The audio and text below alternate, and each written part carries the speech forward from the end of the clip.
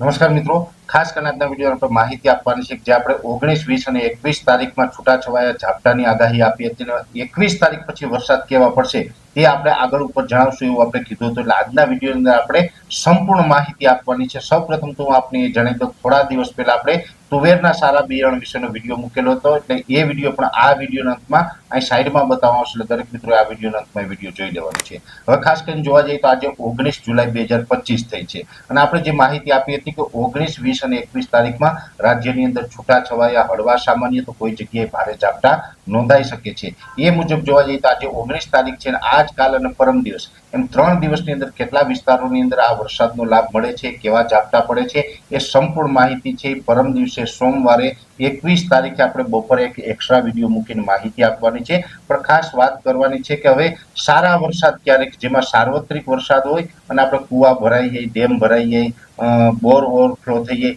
આ પ્રકારના વરસાદો ક્યારે અને કેવા થશે, જેમાં ખાસ કરીને જુલાઈ મહિનાના છેલ્લા અઠવાડિયાની વાત કરવાની છે.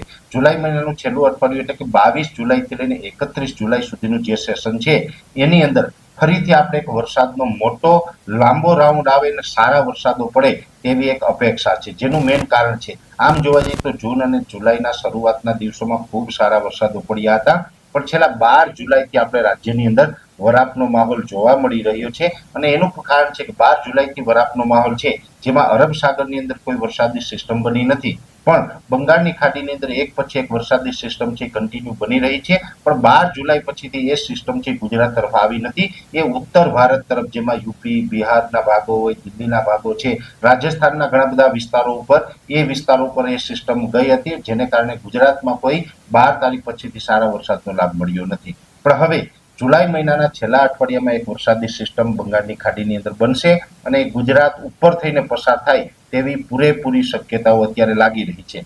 જેમાં ખાસ કરીને જોવા જઈએ તો લગભગ 22 તારીખ આસપાસથી એક સિસ્ટમ છે એ બંગાળની ખાડીની અંદર સક્રિય થશે અને એ ધીમે ધીમે સતત પશ્ચિમ દિશા ઉપર ગતિ કરશે, એટલે ઓડિશાના ભાગો થઈ, મધ્યપ્રદેશ ઉપર થઈ અને ગુજરાત ઉપર થઈને પસાર થાય તેવી શક્યતાઓ છે. એટલે જેને કારણે આગોતરા એંધાણ પ્રમાણે અત્યારે આપણે એટલું કહી શકીએ જો કે એ સિસ્ટમ બનશે એટલે સતત અમારી નજર એના ઉપર રહેશે. એમાં ફેરફાર હશે તો પણ જણાવશું, પણ અત્યારે અમારું એવું અનુમાન છે કે લગભગ એ સિસ્ટમ છે એની 22-23 તારીખથી ગુજરાતને અસર થવાનું ચાલુ થઈ જશે. એટલે 22-23 તારીખથી સામાન્ય વરસાદો છે એમાં વધારો થતો જશે, વિસ્તારોમાં વધારો થતો જશે અને ખાસ કરીને 25 થી લઈ અને 31 જુલાઈનું જે સેશન છે એની અંદર રાજ્ય ઉપરથી એ સિસ્ટમ પસાર થાય, ખૂબ ધીમી ગતિએ પસાર થાય અને એ સિસ્ટમ છે એ શરૂઆતમાં બંગાળની ખાડીમાંથી જ્યારે બનીને આગળ વધવાનું ચાલુ થશે ત્યારે સાયક્લોનિક સર્ક્યુલેશનના સ્વરૂપમાં હશે, પણ ગુજરાત ઉપર પહોંચી અને વેલમાર્ક લો પ્રેશર અથવા તો ડિપ્રેશન બની શકે છે,